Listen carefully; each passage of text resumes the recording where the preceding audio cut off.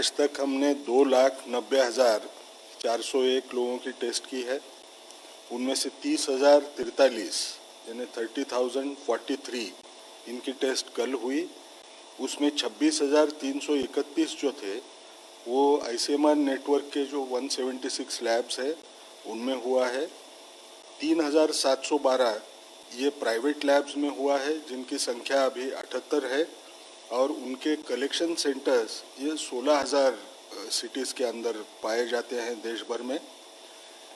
ये जो कैपेसिटी का बार बार इशू आता है, अभी आपने देखा कि 26,331 वो नेटवर्क में से हुए हैं।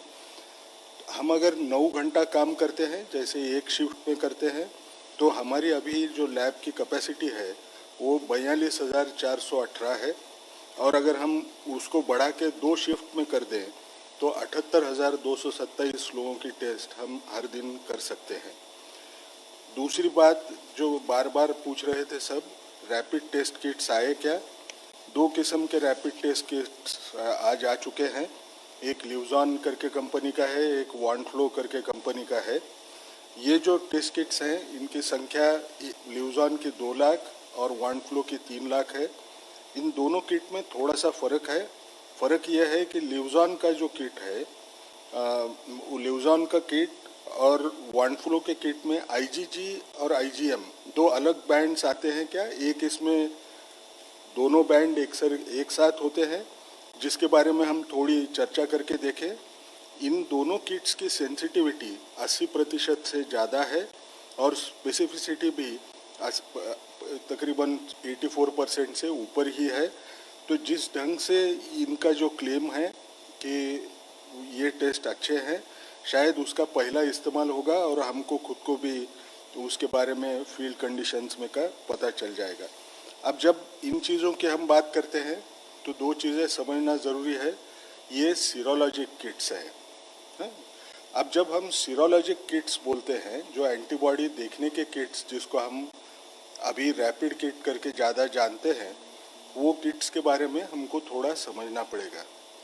मेरे शरीर में अगर विषाणु गया तो मुझे क्या दिखेगा? सबसे पहले मेरे नेज़ल स्वैब या ओरल फेरिंजियल स्वैब, जहाँ से स्वैब जो हम लेते हैं उसमें विषाणु नज़र आएगा।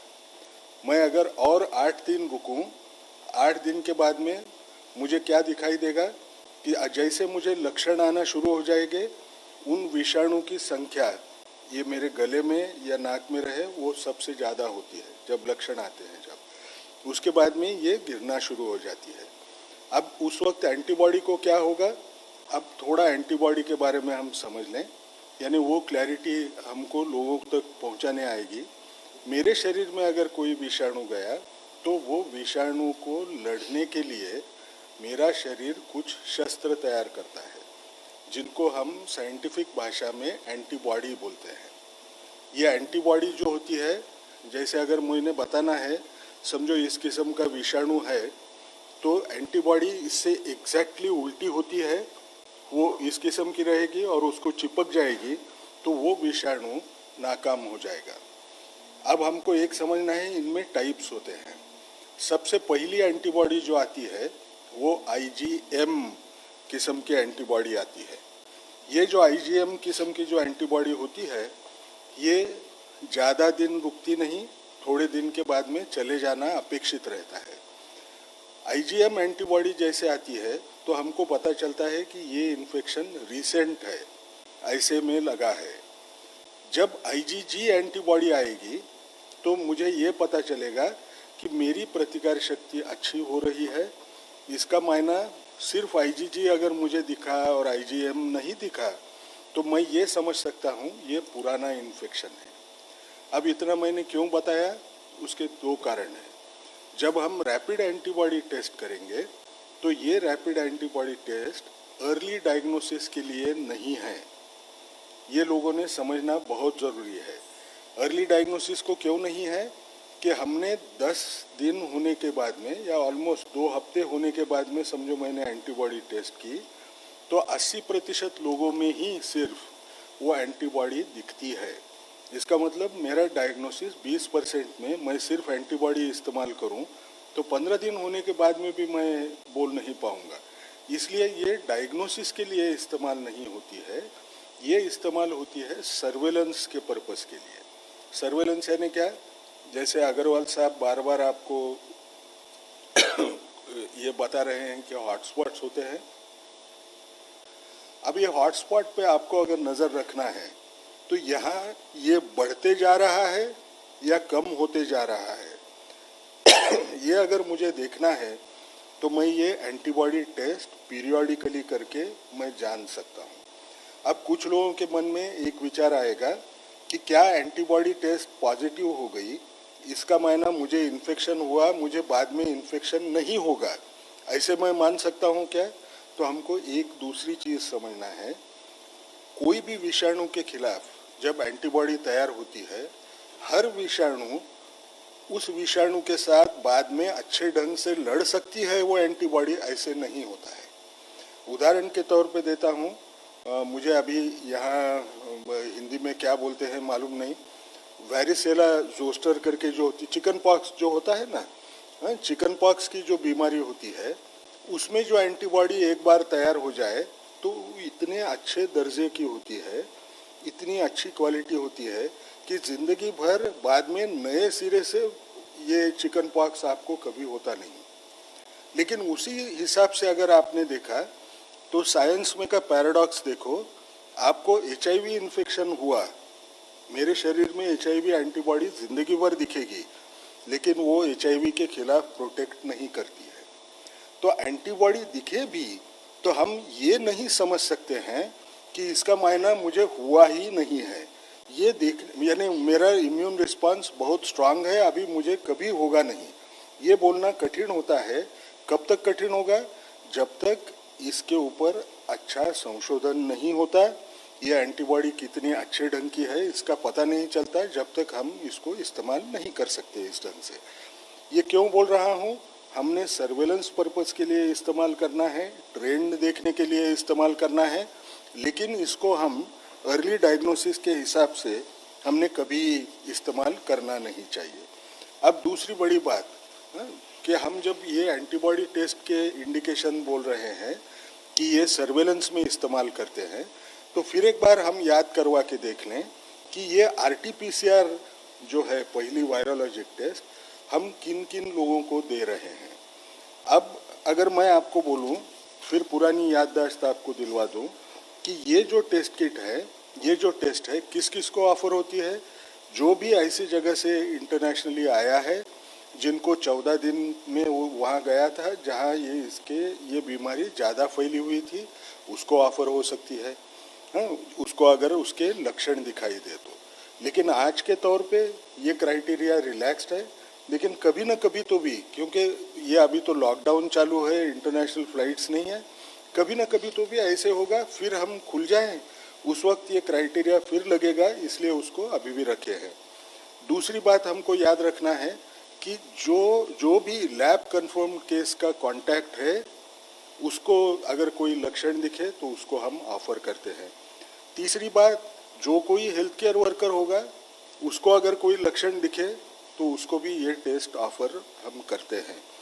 चौथी बात, जब हम हॉटस्पॉट में रहने वाले लोगों को देखें, उनमें अगर आपको सारे जगह पे अगर हमने लोग देखे तो जहाँ भी हमको सारी की केस दिखती है सीवियर एक्यूट रेस्पिरेटरी इन्फेक्शन की, जो एक लक्षण हो सकता है, एक सिंड्रोम के वैसा एक कॉम्प्लेक्स होगा कि जिसमें ये कोविड-19 के केसेस होंगे, तो हम सारी के हर रुग्ण को, हर मरीज को हम ये टेस्ट ऑफर करते हैं, इसमें भी कोई कमी किसी किस्म की नहीं है। और आखिरी बात, जो भी एसिम्टोमेटिक है, हाई रिस्क केसेस हैं, उनके जो कॉन्टैक्ट्स हैं उनको हम 5वें दिन के बाद में या 14 दिन के बाद में हम ये टेस्ट भी ऑफर करते हैं। और सबसे बड़ी बात, ये जो नए हॉटस्पॉट करके क्लस्टर खुल रहे हैं, ये क्लस्टर के अंदर हॉटस्पॉट की लिस्ट शायद सर ने आपको दी होगी, वो लिस्ट में जो भी ज़िले हैं, उन ज़िलों में जिस किसी को इन्फ्लुएंजा लाइक इलनेस हो, यानी बुखार, खांसी और जुकाम, ऐसे कोई इलनेस अगर होगा तो उसको भी ये टेस्ट ऑफर की जाएगी। अब ये मैं क्यों बोल रहा हूँ, सबको बार बार ऐसे लगता है कि शायद हम कम लोगों को टेस्ट ऑफर कर रहे होंगे। इनको छोड़ के और कोई क्राइटेरिया और जगह जगह पे इस्तेमाल नहीं होता है कि जिसको हम कम, यानी हमारे यहाँ नहीं है, बाहर कहीं कर रहे हैं, ऐसा कोई क्राइटेरिया नहीं है। एक चीज़ हमने एक करने की कोशिश की कि ये पूलिंग करके, सैंपल को पूल करके क्या हम लोग टेस्ट कर पाएंगे। तो हमने देखा कि RT-PCR ना, यानी जो मॉलिक्यूलर टेस्ट है, वो मॉलिक्यूलर टेस्ट का इस्तेमाल करके हम पूलिंग कर सकते हैं। पूल्ड इसलिए कर सकते हैं क्योंकि उसकी कीमत कम हो जाएगी, नतीजा वही मिलेगा। ये कहाँ कर सकते हैं, जहाँ जहाँ जो डिस्ट्रिक्ट्स में इन्फेक्शन नहीं है उस जगह पे आया है क्या, ये अगर देखना है तो जिन जिलों में 2% से कम सीरो पॉजिटिविटी रेट है, वहाँ 5 सैंपल का पूलिंग करके हम टेस्ट कर सकते हैं। अगर वो पूल पॉजिटिव पाया गया तो हम ये पाँचों के पाँचों अगर टेस्ट करें तो हमको उसमें इकोनॉमिक बेनिफिट भी हम रख सकेंगे। सारे लोगों की टेस्ट करने की हमको ज़रूरत भी नहीं आएगी। इसका मायना क्या हुआ कि आज जो हम टेस्ट कर रहे हैं उसके क्राइटेरिया भी बाहर जैसे हैं वैसे हैं। आज हमारा जो नेटवर्क है वो पूरा के पूरा नेटवर्क पूरे देश भर फैला हुआ है। सिर्फ इंतज़ार किस बात का है, हमारी जो कैपेसिटी है वो कैपेसिटी में जितने लोग चाहिए उतने लोगों का अगर मुझे टेस्ट करना है तो लोगों ने घर जिनको लक्षण होंगे, जो लोगों का कांटेक्ट आया होगा, वो लोगों ने अपनी टेस्ट करने के लिए आगे आना है। पहले ही मैं बता चुका हूँ कि 3-4 दिन पहले हमारे पास 6 हफ्ते टेस्ट करने के उतना स्टॉक था। आज हम ये बोल सकते हैं कि जैसे मैंने कल बताया, आज तकरीबन 8 हफ्ते तक हमको चिंता करने की ज़रूरत नहीं है। हम लोगों की टेस्ट कर सकते हैं। सिर्फ रैपिड टेस्ट जो है ये डायग्नोसिस के लिए नहीं है, क्योंकि ये टेस्ट अब आई तो सब लोग लिखना शुरू करेंगे। लोग सोचेंगे मैं रैपिड टेस्ट करवा लेता हूँ, वो उसके लिए नहीं है, डायग्नोसिस के लिए नहीं है, ये एपिडेमियोलॉजी पर्पजेस के लिए है। Thank you. I think in detail you have elaborated.